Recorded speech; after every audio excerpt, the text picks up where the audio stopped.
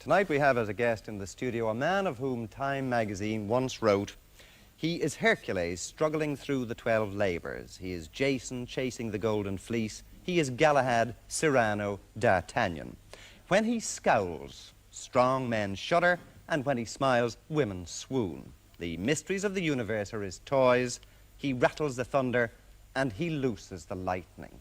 Well, he's loosed a lot of lightning in his day, and he's going to loose some more of it tomorrow night in Croke Park. There's no man in the world, I think, whose name is more synonymous with sport today. He says he's the greatest, and maybe he is. I'm certainly not going to argue with him about that. And he says he's the prettiest. Ladies and gentlemen, will you welcome, please, Muhammad Ali.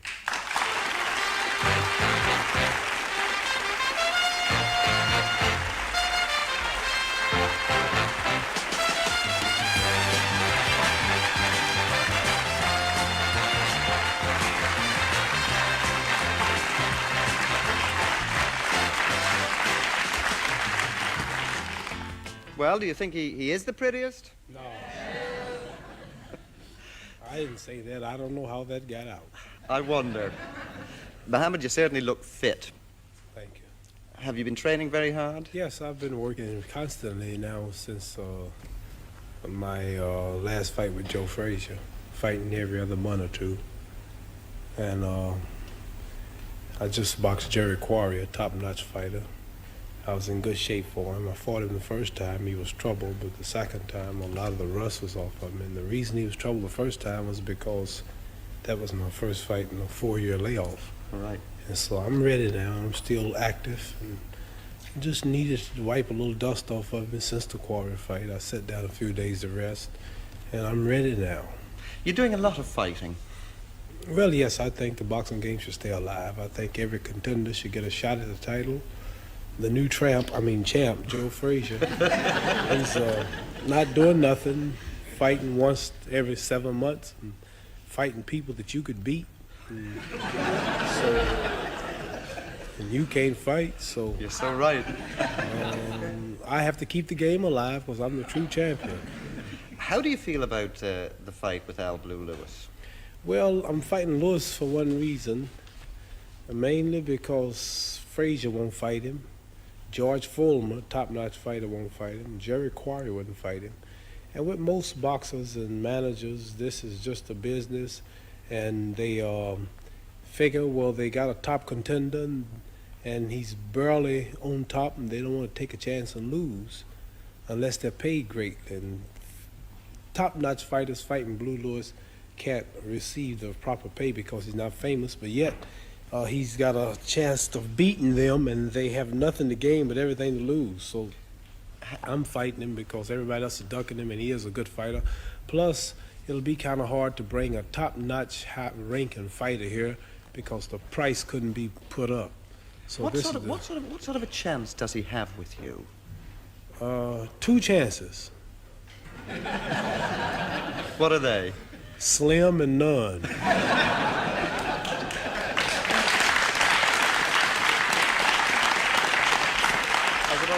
I asked for that one. Angelo Dundee has just handed me a piece of paper to say that you hope to go to fight in Tehran in about 3 weeks' time. Iran and Tehran, yes, we're going to just exhibition, government invitation, and we're working on it now. So your next big fight, really, I suppose, is with Patterson. Floyd Patterson, right, the rabbit. A rabbit? I call him the rabbit. Why is that? Oh, the way he fights, and you know, he calls me Clay, and the name is now Muhammad Ali. He still insists on Clay, so I'll call him the rabbit. Plus, I'm going to fight the rabbit in the garden. Madison Square Garden, of course. You then go on to fight Frazier, I gather. Yes, if he comes out of hiding. He bought a plantation down in South Carolina, some chicken plantation. I know he's a slave, but he don't have to buy plantations. But what do you really feel about him? Well, he's a good slugger. He's not scientific. He's rough. Physically, I know I beat him. I won 9 rounds. He's already ugly, and I beat him so bad that night. I beat him so bad, and he was so ugly after that fight, his face should have been donated to the Bureau of Wildlife. You know, he toured here with a show. I heard he flopped like he do everywhere else. He's got a singing group called the Knockouts, and he thought because they gave him my title, he could go everywhere and draw people and get rich. And I understand he draws 80 people or maybe 1,000 people in the 20,000 seat arena. In London, in a 4,000 seat arena, he drew 12 people. But he had the nerve to keep on with the show. He did a little better here. He got 87 at one, actually, and I think 1,041 at his. And I know I can beat him singing, but I don't call myself a singer. I can come here and fill every place because the people know who the real champion is. But you have been a singer too. I mean, you had a show called Buck White, didn't you? Yes, I was in a play called Big Time Buck White, and black militant play of problems that we're having in America. The play was a flop, but I was a hit.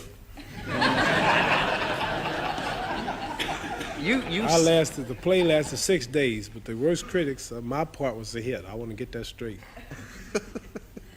Why is it, do you think, that you draw the crowds? Of all the sportsmen in the world, that you are great crowd drawer? Mainly personality's got a lot to do with it. A personality, like a salesman's business, depends entirely on his personality. If he's rude and unsympathetic, and then the buyer will hope that he goes away and never come back. But very often, if the salesman is good, he can make a person buy when they don't even intend to. Same with a doctor. He might be the best of doctors. He might have many patients and give them all the medicine he wants. But if his personality is not really right, then his medicine won't make him feel that good. His personality make him feel worse. But very often, a wise doctor can cure a person with word of mouth alone because they realize power of mind is needed. And a lawyer can dishearten a client on one visit if he don't have a personality of victory. Like Joe Frazier, for an example. He's the champion, they say.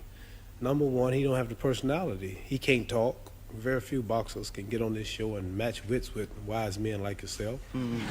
And, wits is all I want to match with you. And very few fighters, if you take the camera on close up, you see my nose and my face. I'm not ugly. I'm not ugly like most fighters. They have noses like that, and their ears are like that. How you feel, champ? I'm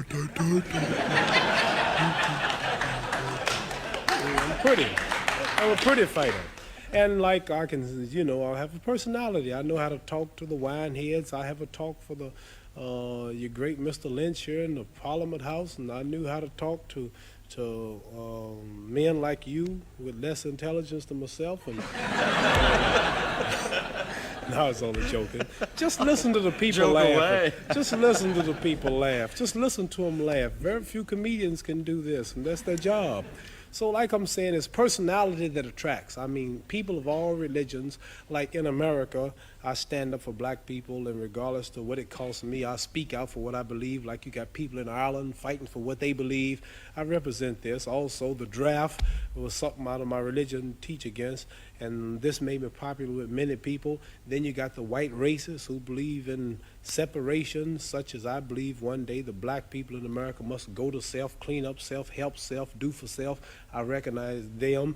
Then you got all the Muslims in Saudi Arabia, Pakistan, Syria, Lebanon, India, all throughout Kuwait, Abu Dhabi, all throughout Libya. They all recognize me because of the name Muhammad Ali. And yet all of this up, all I represent, then my confidence. I am the greatest. I cannot lose. I'm pretty. And every man believes he's the greatest. Every man would like to be the greatest. Many want to say this, but they fear it. And they see this in myself, and some hate me for it, and some love me for it. So add it all up, and we have a large crowd. Well, Joe Frazier's ugly, he's flat-footed, he can't talk, he can't sing, he can't fight, and no personality. No, he's a slugger, a street fighter.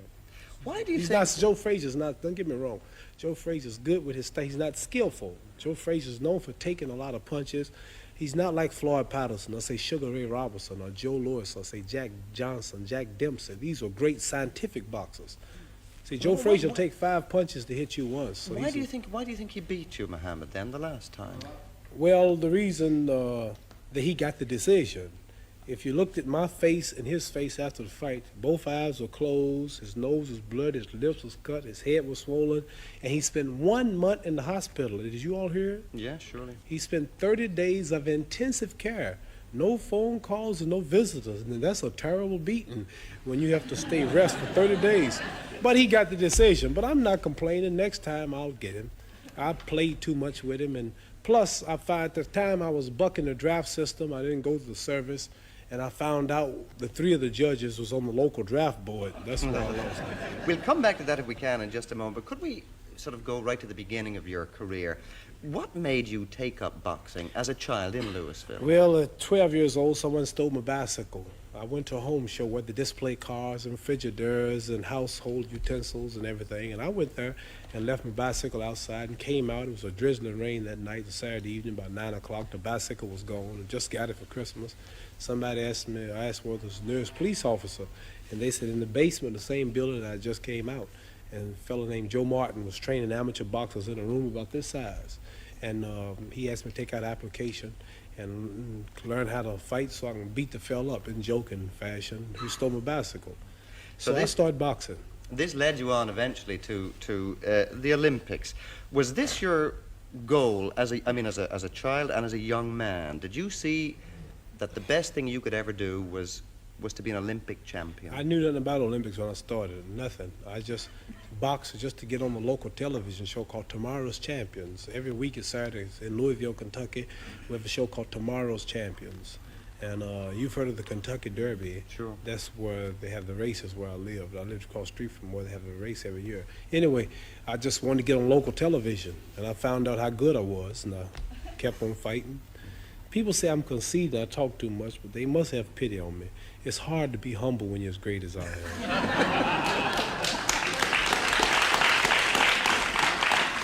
And I won the Golden Gloves, the National AAU, and the Olympics. And then after the Olympics, I had all the gold medals, but no money. So I turned professional. You told a story on one occasion about coming back from the Olympics with the medal to your own hometown. Did this make you a very big man in your own hometown? Did it completely change your life? Well, you know, like, made me popular for a few days, but I wanted to do something good with it. So I went downtown. At the time, black people was marching to eat in the white restaurants, and they wanted rights to go where they wanted to.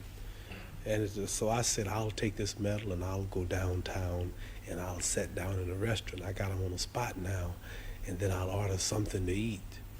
And I went down and I had my medal on, and the lady was looking, and I said, I'd like a cheeseburger. She said, we don't serve Negroes. I said, I don't eat them either, just give me a cheeseburger.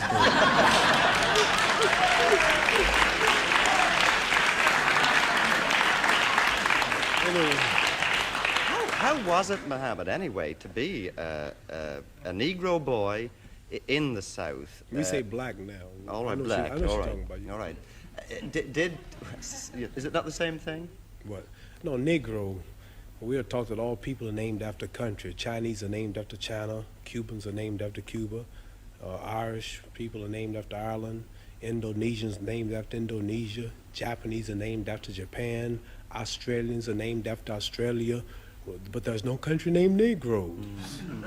All right, then let me... You understand? I understand. You're not as dumb as you look. Let me rephrase... Do I look that dumb? No, it's okay. What I really mean is, did you feel that you were deprived, that you and your family and other blacks were second-class citizens? Did we feel it? We knew it. Not only second class, but about add up all the nationalities you have on earth, and then they come first. Like right now, you can come to my town, and you're more free in America than I am. Even Chinese, the Japanese, that the black people help America to fight, or even the Germans. A day after the war in Vietnam, the Viet Cong will be more of a citizen than the American Negro. So, like, we might be the 50th class citizens, 60th class, if you really break it down. Second, if we was just second class, it'd be all right. This is something you feel very strongly about? Strongly. I know it's the truth. I live right there every day. What attracted you then to Islam in the first instance? The Muslim religion? Yes. It's the true teachings of Elijah Muhammad right there in America, and the power structure, nobody will challenge him. And the history of ourselves, the history of our true religion, our nationality, our names. See, we don't have our names, you know. I know how proud you all are of proud of your names. See, Chinese have names like Chang Chong, Lu Qian. This is Islamic teachings. Russians have names like Kosygin or Khrushchev. You have names like O'Connor or Grady or Kennedy. And Africans have names like Lumumba, Nkrumah. And Jews got names like Weinstein and Goldberg. And Italians got names like Dundee and Benvenuti and Marciano. But we have names like Grady and Clay and Hawkins and Smith and Jones and Johnson, but we are black. These are the slave names. Yeah, this so when I heard this, I knew it was the truth. It's history. So Muhammad Ali is a beautiful black name of our ancestors. So when I heard this, I just had to walk out of the church and Christianity because they never taught us our true knowledge. Then they told me how we were brainwashed in America. We see Jesus, he's white with blonde hair and blue eyes. We see the Lord's Supper, all white people. We see the angels in heaven, all white people. And we look at Miss Universe, a white woman, Miss America, a white woman, Miss World, a white woman. Even Tarzan, the king of the jungles in Africa, he was white. He said,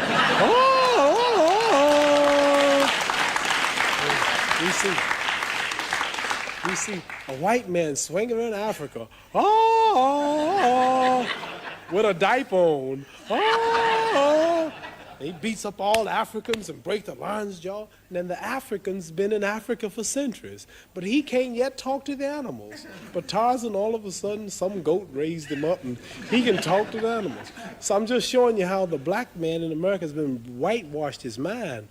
And then we look at the good cowboys, they rode the white horses, and the president lived in a White House. They got TV commercials, White House cigars, white swan soap, King white soap, white cloud tissue paper, white rain hair rinse, white tornado flow wax, white plus toothpaste. The president lived in a White House, and the angel food cake was the white cake, but the devil food cake was the chocolate cake. Everything good was white.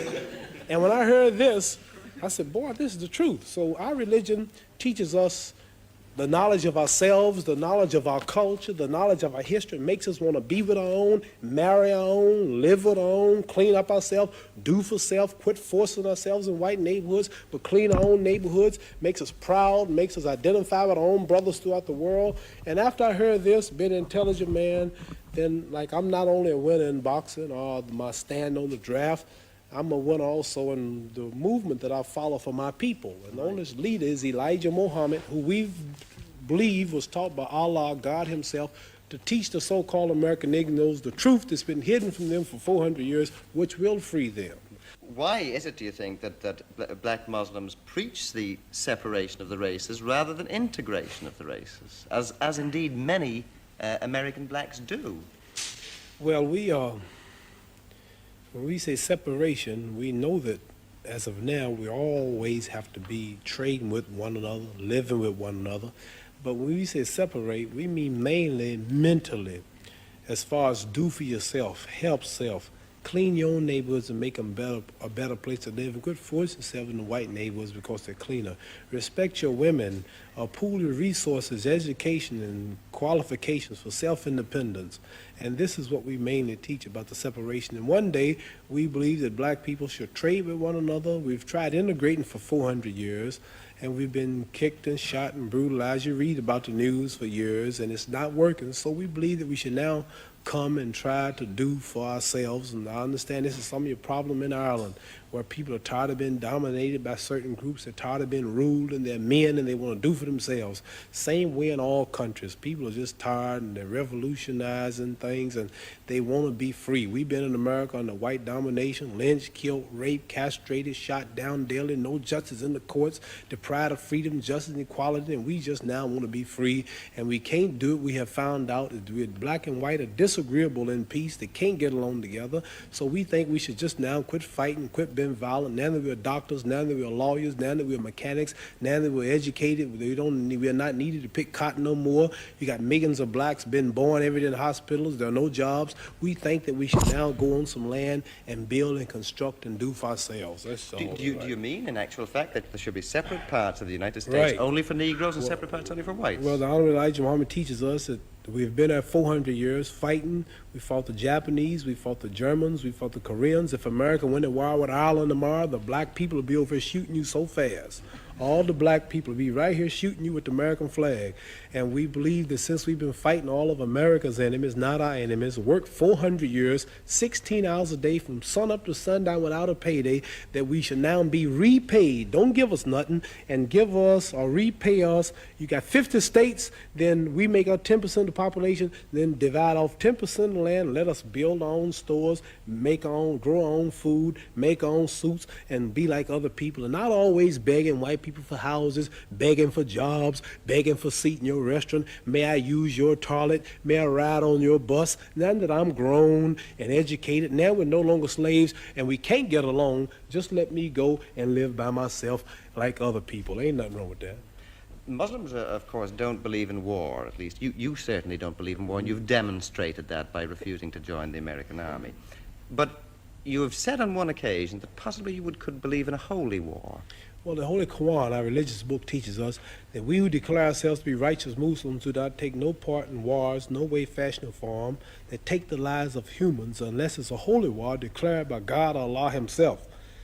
And like this hadn't happened, and if it do happen, then we'll have a way of knowing because our religious leaders speak out. But we don't take no part in wars, not just the Vietnam War, but no war. But would you fight in such a war, in a holy war of this sort? I mean, how would you know that you should fight? Well, that's what I'm trying to say. Then we have a leader who will speak, like all countries have leaders, and we have a leader. And like if we attacked, and we're right, we believe in fighting if we are attacked, but not being the aggressor. You go to South Africa very soon to box. Do you believe in the sort of separation of the races that they have in South Africa, what they call apartheid? Not from what I hear. I hear it's unequal. We believe in an equal separation, and we'll only fight in South Africa under the condition that the audience not coming to change their policies, not coming to talk about them. We've just been invited. Otherwise, we wouldn't go. And we might not still go. We don't know. But the audience have to be separate, which is the way this has got to be. But the black side has got to be equal to the white side in convenience and seating capacity and everything, and we'll fight on those conditions. But how will you feel if you go to South Africa and go into a white man's restaurant, if you should perhaps want to, and were refused it? Wouldn't this take you back to the old sort of Louisville situation all over again? No, I wouldn't. No, I mean, if a man didn't want me in his place, I'd just leave. I wouldn't want nobody to force themselves on me. And I wouldn't be looking for no trouble like that. My mind's too big for that. I don't want to be where nobody don't want me. I believe I'm the greatest. Well, what I want to be with somebody that's less than me. I'm the greatest. They should want to be with me. That's the way I look at it. Right. Elijah Muhammad has said something which perhaps a lot of us white people have misunderstood. Perhaps you can explain it to me. He said that white men are devils. Yes. What does he mean by that? He means just what he said. The deeds and the works of the man. He says the American devils. The lynching, the killing, cutting the black people's private out, sticking it in the mouth is what they did to us. I got a book called 100 Years of Lynching written by white men. Taking black women who was 4 months pregnant, they took us for years and hung us up with the feet and stuck a dagger in the stomach and ripped it and pulled the unborn baby out just to put fear in other slaves. They tied up black people to horses and 2 horses and pulled his arms out and pulled his legs out. Lemonade trains with white children and white people of America used to come and watch them tie up 10 or 15 black men and pour gasoline on them and burn them, watch them burn alive. They took us and hung us up with trees and shot us with bullets. They took and cut a hand off and gave it to the little boy and they took the leg off. And this is worse than the devil. All right, but... see, the devil, the preacher in the church taught us that the devil was up under the ground. Right. And he'll wait till he died before he burn us up. This white devil in America was worse because he burned us while we was alive. He didn't wait till we died. So what I'm trying to say is the deeds and the works. And I think this, if Elijah Muhammad can stand in America for 42 years before my little black self was born and say that the American white man is the devil, then the white man should get up and say you are a lie and carry him to court and say we are not the devil. Not one American, not one government official, one mayor, one senator, none of them will stand up and say that they are not devils and this man is lying. So what am I to do? Right. I believe it. Do you believe that every white man is a devil? I mean, Angelo Dundee, Harold Conrad? Angelo Dundee's Italian. He's got a lot of black blood in him. Harold Conrad's Jew. So there are exceptions. There are exceptions. No, listen. What I'm saying to you is this. I'm saying that Elijah Muhammad, our leader, teaches us this, and I believe everything he say. So it's not for me to prove that. You must remember, you have not lynched me. It wasn't the Germans that did this to us. It wasn't the white Canadians who's right on our border. He put emphasis on the American devils. He's missioned to America by God to preach the truth. So what I'm saying, let's say we got one white fellow in America who has proved that he means right. Let's say we got another one. White people have died in demonstrations for black people. Now, here's the position I'm in. Here's 10,000 whites coming to kill me. And in those 10,000, or let's say here's 10,000 rattlesnakes coming to bite me. And in those 10,000, there was 1,000 that didn't mean no harm. And I knew there was a good 1,000 snakes out there, but they all look alike. Now, what should I do? Should I keep the door open and let the 10,000 in, hoping that the 1,000 will unite and save me and one bite or kill me? Or should I just be safe and shut the door? So we have white people say, I mean right. I have a black husband. Oh, my children are black. I love everybody. I really believe you. But I'm sorry, man, there's 10 more thousand behind you that don't feel that way. I'm just sorry, but what am I going to do? All right. So I like to say this, that I know, I'll bet my hand on my family's life now, that there's some whites that mean right and sorry that they're from this race. But there's so few until it don't really matter, until I can't forget all the lynching, all the depriving, all the murder, everything that's been happened, because they're two that mean right. Right, but don't See, when America dropped bombs on Vietnam, she drops them. Okay. Babies, boys, when she dropped the bomb on Japan, she dropped it. They don't say some innocent, they just said war. So when a person in Belfast leave a bomb, they don't say, well, there's a kid that's innocent in here. There's an old lady, she's blind. They just, boom, throw the bomb. So what I'm saying, not because they do, we have a problem. It's black and white. And maybe there's a few voices, I mean right, but there's so many that don't. So we have to look at the problem as a whole. I want to get that plain. I know there are whites that mean right. Okay. You yourself have some little white blood in you. Yeah, what are you saying? You feel totally Negro, or do you feel black? Yeah. Well, nobody is really totally. Like Chinese are yellow, they say, but they're not really yellow. They say you white. Well, give me something white. You don't look white. Here's white. See, this is white. You're not white. You kind of pinkish. It's okay. You're not white. See, that's white. Right. So I'm not black, but I'm considered black. But as far as the blood is concerned, some people say, you talk so bad about us in America. You have white blood in you. How did I get white blood in me? Well, you know, way back 100 and something years ago, the old slave master's wife used to get tired. And he would sneak back in old Granny's shack. And old Granny had big hips, and she was pretty and had a big breasts and big legs, and she was strong. She worked all day to clean up the white lady's house, raise the white lady's babies, and the old white lady was tired and weak, and old black slave was back there all strong, and he would slip back at night and close the door, and you know what he would do? I can guess. You can guess what he would do, and then... And then here come me, half black. See?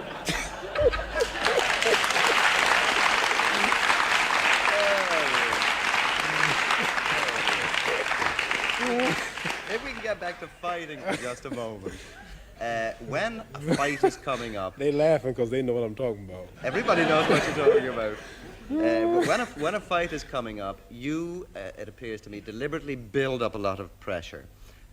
To intimidate your opponent. And it intimidates the people. See, in America, the black people are always taught to be humble. You know, yes, boss. I'm sorry. Hey, boy, break. Yes, boss. Yes, boss. And never has a slave got up and said, I am the greatest. I'm beautiful. I'm pretty. I cannot lose. They said, that nigger talks too much. The nigger needs a good whooping, and they pay money to see me beat. And I go to the bank laughing, 100,000, 200,000, 300. I am the greatest. That nigger talks, he's cocky. 1, 2, 3. So like, this is why I build up. Like when I fought Jerry Quarry, I said the last of the white hopes, you know. But I saw So you this looking, builds up I saw you tension. looking at Jerry Quarry at the weigh-in the other night on television last month, and you were giving him this stare, and he was staring back at you. Was he frightening you, or were you frightening him, or was neither of you frightening the other? Well, I don't think neither of us is frightened, but I'm psyching him, so he lets me know he's not scared. But I don't see him or see me. I see people like you watching, but mainly in America. And they were looking and building it up to be a race war. I said, you don't stand a chance. I'm gonna run you out of the ring. And people in Alabama, Mississippi, and Georgia, whoop that nigger! He talks too damn much! Hey, let's go see this fight!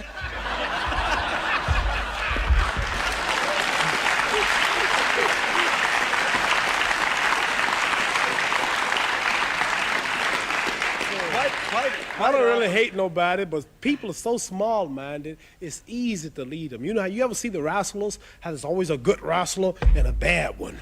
And he sticks his finger in his eye, and the guy shakes it off in 2 minutes, his eyes clear up, and he sticks it in again, and he hits his back, and everybody hate him. He'll win the first round. And in the second round, the good fella wins, and that's what everybody come to see, though. Bad villain be beat up. I like to be the villain. But the things I'm telling you now, I won't tell in America on television because they'll start liking me. They say, oh, he's just tricking us. But when I get back to America, I'll be bad. Yeah, but you talk to people in the ring. You appear I to want be... to smile, but I don't. You appear to be talking to... What'd you say? You appear when you're fighting. I do. Quite often. I do. To talk. I talk. What are you saying? Or, Well, or can you repeat that? Well, some of them I won't repeat. But I have a few things to say to, not for the public, but to confuse my opponent. Like I might say to a white fighter, listen, while I'm in the clinch, the Black Panther's outside. You don't stand a damn chance tonight, boy. Now burn your house down. He look at me, this guy's crazy. I have a lot of things I say. Do you ever get into the ring hating the man you're No, going to fight? never. Do you get in with anxiety or fear? I'm nervous because of the talking that I do, and I have to back it up. I think about people. I'm on a hell of a spot. I'm on a heck of a spot. Can you imagine Blue Lewis whooping me? I'd have to. Frankly, I couldn't no. go back to America. No. Do you have any private life at all, Mohammed? Yeah. Because all the time And I've seen you in Ireland, Yeah. up in your hotel and back and forth. People are staring at you, looking at you, wanting to touch you, wanting to talk to you. Yeah, I have private life. Well, how you're a young man of 30. This seems to be a perpetual trot around the world that you do with people, Hey. When I'm out, I rest at nights, and when I'm at home, like they have a saying, a prophet is never honored in his own home. Like when I leave home, I expect this, I'm new. You let me stay here 1 year and they get tired of me. I'll lessen that. You see me every day, I'm coming. Like the Beatles, when they hit America, at home they were nothing. Tom Jones, and he comes to America, Tom! Me like when I come out, when I go home, I'm tired of that big man. But the other day I As soon as I get in. The other day I saw a small boy sparring and boxing with you and so on. Do men ever try to do this? Does a man ever come up to you and say, look, If he dreamed it, he better wake up and apologize. Never no trouble out of nobody. I don't have no trouble.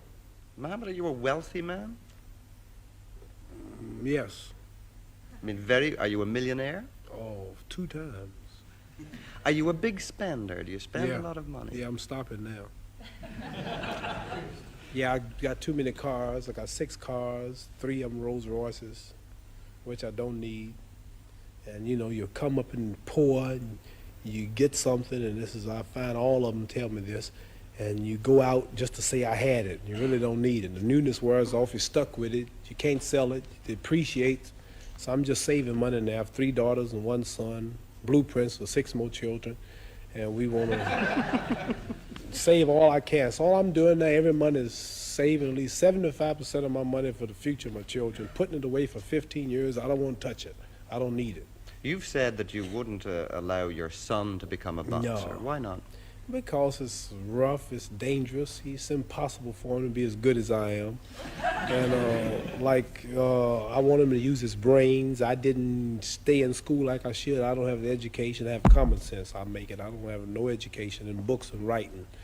But I want him to go to school and be a doctor, engineer, maybe a lawyer, something, a judge, just where he can use his brains. And while he's at youth, give him a tutor, all the teachers he needs, put up all the money for all the educations, where they can rely, like, for an example, if I should lose a hand, I'm finished. Right. But a lawyer wouldn't, or a doctor wouldn't, see, necessarily. So I want him to get his brains ready. A lot of boxers do end up broke. Are you better advised than other boxers as far as investments are concerned? Well, I'm lucky that I have these before me to take an example. And I have mainly Herbert Muhammad, my manager, I have wise advisors, the son of our great leader Elijah Muhammad, and most of them were just brutes, and they didn't have a brain, and they had people, they were victims of the times, using them, and they couldn't box and handle the business too. But I found out that many friends and people, they come to you wanting to borrow money. This happens every day. 90% of my mail from all countries is loan me some money, or my daughter's sick, I'm trying to go through school, or I want to come to America, or this or that. I found out that the best thing to do is to have somebody to send them to, and he'll tell them that he can't, the budget is low. The other day I heard Harold Conrad refer to you as the wizard, that you've got a lot of wizardry in you, that you can do a lot of things, you can see into the future, that you can put a hex on people. Well, I can take, for an example, to show you my power, some silver paper. Cigarette paper? Yeah, and I can wet it and fold it and hand it to me. Let me just, and this is gold. I don't know if this will work. You have any silver paper? I might have some silver. Hold on a second. Let me see. Somebody. Tom, you haven't got any. Oh, here we are. Here you go. I can take this right here, for example, and you tell the people the truth. If it don't work, I don't know, maybe 1,000. I can take this here, and I can fold it up like this. And now you can give me your hand. And I can say, you just watch me and you concentrate. That paper's gonna get warm. So warm until it'll start smoking. And that paper will keep on until it gets hot. Do you feel it? What do I feel? Can I just see it for a second? Somebody from the audience? Got a lady, come here real fast. Any lady, come here, any lady. No. Here's one. Here we are. Come here, young lady. Here we are. Just take your hand and hold this. Quick before it cools off. Is that hot? It's quite Just hot. just I'm not hold it. fooling. I'm not Hold it. fooling. Is it hot? Yeah. Is it hot? Yeah. Okay. He's a wizard. Thank you. Oh, it's still hot. That's not bad. This paper's actually red hot. It's That's really not hot. bad. Quite truthfully, the paper is quite truthfully, it's still hot. It's still warm. Well, I don't know how it's done. But that's not bad. That's not bad. But to get back to things a little more serious, you were in the wilderness for 3 years because you refused to join the army. Do you have any regrets that you embraced the religion of, No. of Muhammad? No. Well, you know, we are, many people like when a man goes to war, he don't consider losing nothing. He's fighting for his country, what he believes. And we don't have no regrets if it's something we do from our heart and we want to do. Like, I didn't have to do it. Something I wanted to do, so I don't regret it, and I'm really thankful that I did. Got strong because of it, and many people believe in fighting for the freedom, and this is just part of what I believed. So it's nothing that I regret, not at all. If I regret it, then it wasn't sincere. But it lost you not only a great deal of money, but it could possibly have lost you your livelihood, in fact. It could have lost you your whole career, isn't this so? No, it wasn't. Has it been nothing. worth it? Well, yes. I mean, I haven't really lost nothing. I'm back in boxing bigger than ever. My salary is double. I'm invited to Peking, Red China. I'm the first one since Nixon from America. Open invitation, waiting when I want to go. I've been through all out of Arabia and Africa, met all the kings of the countries. And the peace, the world wants peace, and I represented it. And at a time when it wasn't too popular in America, and now it's common. And I'm not really, I don't pay no attention. And regardless to many people are doing what I did, and they went to jail for it, and you don't read about them. At least I was a case that the world watched. And if I had went to prison, I would have been a famous celebrity. I would have gotten fan mail. I'd have got credit for my stand. But what about the people who nobody knows and they're doing it? So I look at them as being more great, I would say, than I am. When the Supreme Court eventually decided that you were right and you had a perfect right to do this, you showed no resentment against the men who had kept you away from boxing. You were very quiet about it. Then I would be a hypocrite if I did, because I expected them to recognize me for what I believed.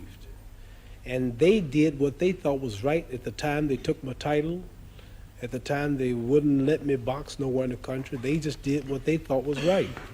And for me to now to sue them or to condemn them or to speak out against them for doing what they thought was right, then this would be hypocritical. And at the same time, I expected them, although they didn't, to recognize me for what I believe. So how can I get on them for doing what they really believe was right? Once or twice you've spoken, it seemed to me sometimes sadly, about retirement. Do you still think of retirement? Oh, I wanted to, but I thought about my children. I watched the baby cry another day, and my wife was late giving the baby milk, and the baby raised hell. Ah! Just hollering. Don't know where they're going to get it, but they just expect you to have it. And I looked at about 6 more coming, and I said, 10 years from now, I won't be fighting. 10 years from now, that baby will just be 10 years old. And I'll need money. He'll need school books. He'll need clothes, bus fare.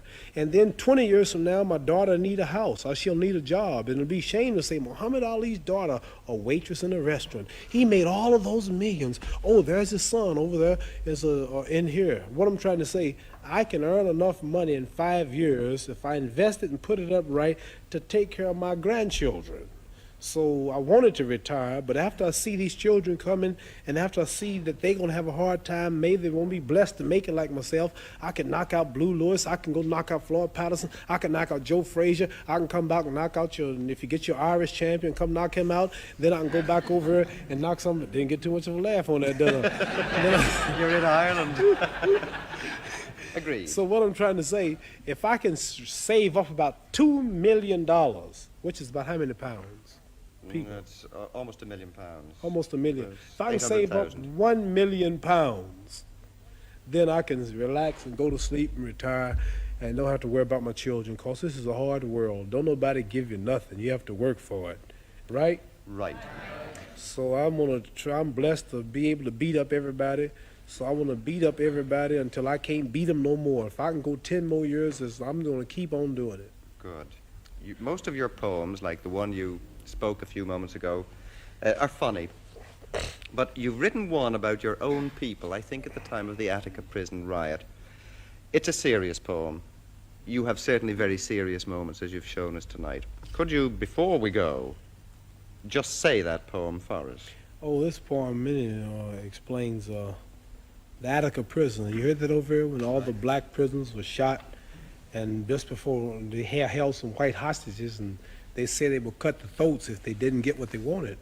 And the word was, well, if the throats are cut, then shoot and kill everybody. They found out during the autopsy that the throats were not cut. They just shot them for nothing. The trigger-happy policeman, and that Rockefeller gave word 10 minutes or so, if they don't give up, I think it's the way it went, open fire. And one black prisoner came out to speak to the warden, and he said, you have 10 minutes to surrender. What's your reply? Are we going to come in shooting? And the black prisoner came out, poetic poem. This didn't happen, but this is what I wrote. He said, better far from all I see, to die fighting to be free. What more fitting end could be? Better surely than in some bed where in broken health I'm led, lingering until I'm dead. better than with prayers and pleas, are in the clutch of some disease, wasting slowly by degrees. Better than of heart attack, are some dose of drug I lack. Let me die by being black. Better far that I should go, standing here against the foe, is the sweeter death to know. Better than the bloody stain on some highway where I'm lame, torn by flying glass and pain. Better call in death to come than to die another dumb, muted victim in the slum. Better than of this prison rot, if there's any choice I've got, kill me here on the spot. Better far my fight to wage now while my blood boils with rage, lest it cool with ancient age. Better violent for us to die than to Uncle Tom and try, making peace just to live a lie. Better now that I say my sooth, I'm gonna die demanding truth while I'm still akin to youth. Better now than later on, now that fear of death is gone, never mind another dawn. They opened fire on him, but they died telling it like it was. Muhammad Ali.